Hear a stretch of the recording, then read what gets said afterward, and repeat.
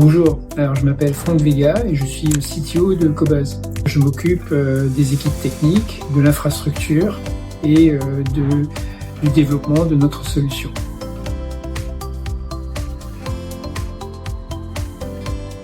En fait, avec IT Shark, on a travaillé de deux façons différentes. On a eu des projets, c'est-à-dire on a commencé à travailler sur des projets techniques où on recherchait des compétences, on recherchait des développeurs très seniors, très autonomes, capables de traiter un sujet en indépendance totale. Donc c'était les premiers projets que nous avons fait avec eux. Ensuite, on a intégré des développeurs IT Shark dans nos squads, donc là, pour travailler avec nos équipes sur des sujets qui sont des sujets produits de notre roadmap.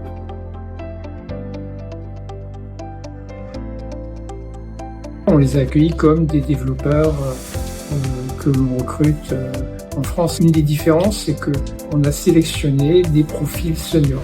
C'est-à-dire on travaille avec IT Shark que sur des personnes dont on a pu estimer, évaluer qu'ils seraient vraiment opérationnels rapidement et qu'ils seraient aussi capables de travailler en autonomie.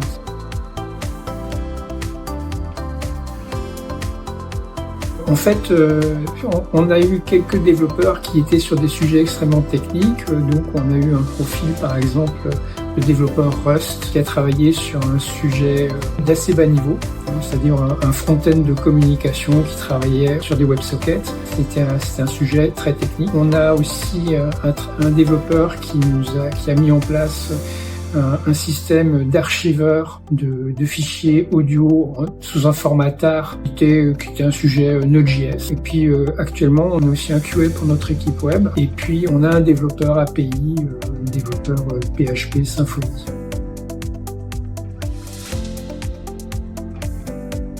On a déjà des développeurs qui travaillent à distance.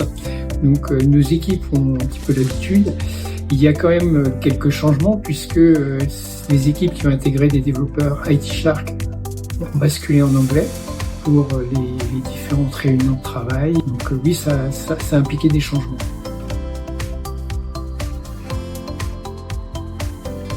Aujourd'hui, quand je prends le coût d'IT Shark, c'est à peu près la moitié de ce que nous coûte une équipe en France. Donc c'est vraiment très intéressant. L'autre souci, c'est évidemment de trouver la compétence. Moi, je suis dans une logique où je me dis, restons à distance de communication. C'est-à-dire, s'il faut prendre un avion en 2 heures et quelques, en moins de 3 heures, on peut y aller et revenir même dans la journée, c'est très important. Se délocaliser des équipes en Chine ou en Inde, etc., ça se fait, évidemment, mais c'est beaucoup plus complexe. Récemment, on avait une équipe de 800 personnes à Saint-Pétersbourg qu'on a délocalisé dans des pays de proximité, en Serbie, à Chypre, etc., en Pologne aussi. Donc je sais qu'on peut trouver des gens très très compétents au niveau de la tech à des prix très compétitifs et c'est ce qui m'intéresse avec IT Shark.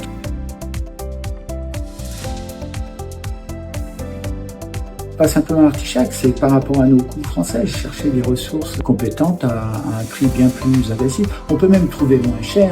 Je sais qu'au Vietnam, j'ai des propositions même bien moins chères que ce que j'ai avec IT Shark. Là, c'est le Vietnam, quoi. Si jamais il y a un souci, s'il faut se parler, décalage horaire, complexité. Alors au Vietnam, on trouve des gens qui parlent un peu français. C'était le bon compromis pour moi, IT Shark.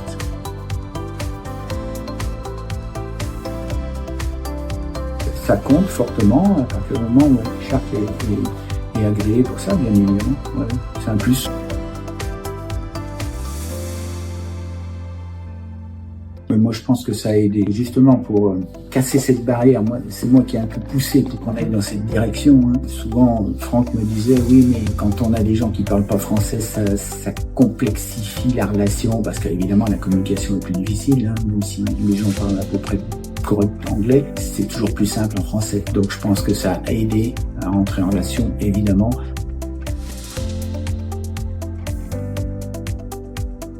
Moi qui ai beaucoup poussé parce qu'on a un problème de coût du travail et qu'on a besoin de mettre de la ressource supplémentaire.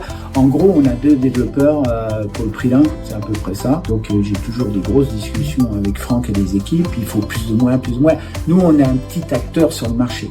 Si vous voulez, Spotify, il y a quasiment 5000 personnes dans son département tech, nous on en a une 50aine. Vous voyez donc le ratio, et en face de nous on a Apple, on a Amazon, donc de toute façon on n'aura jamais suffisamment de ressources. Donc il faut qu'on optimise et le facteur coût était essentiel. Je suis très content que ça marche avec IT Shark parce qu'au départ c'était pas gagné, Et je vois qu'on a rajouté des effectifs, qu'on a mis des projets dans le pipeline. Rien que ça veut dire déjà pour moi que ça fonctionne pas mal.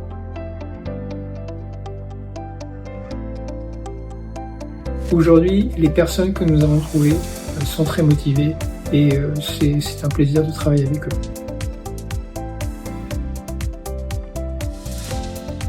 Je ne suis pas le spécialiste de la tech, mais c'est vrai que les équipes, Franck, étaient un peu frileux au début parce que vous n'avez pas les gens sous la main, ils ne peuvent pas être au bureau tous les matins s'il le faut, encore qu'on soit en télétravail. Donc on travaille avec beaucoup de gens, même en France, qui sont pas basés à Paris. Donc simplement, ils sont un peu plus loin, il y en a certains qui vont parler anglais. Et puis ensuite, l'autre difficulté, c'est de recruter les bonnes personnes.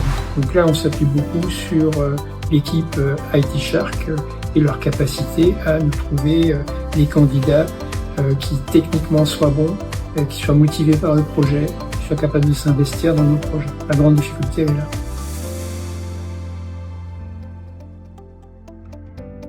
J'ai une très très bonne relation commerciale avec le management de IT Shark. Je pense qu'ils sont très investis dans l'entreprise. Ils font vraiment un très très bon travail au niveau de la sélection des candidats. Donc c'est pour cette raison que je les reprendrai.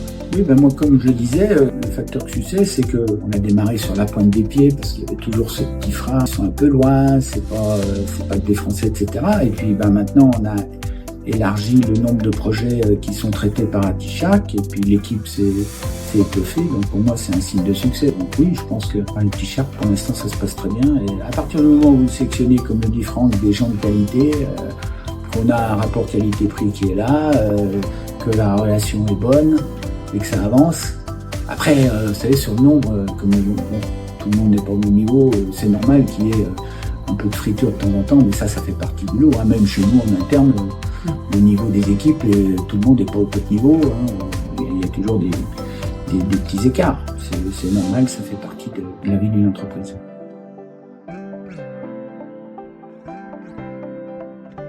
Moi j'espère qu'on va continuer à solidifier la relation. Moi aussi. Continuer dans cette direction. C'est une bonne amorce, maintenant il faut consolider et continuer. Moi ça m'intéresse d'avoir cet effet de levier.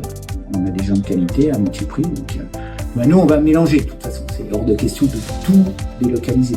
On veut garder le cœur ici, mais avoir un volant qui nous permet d'optimiser la structure.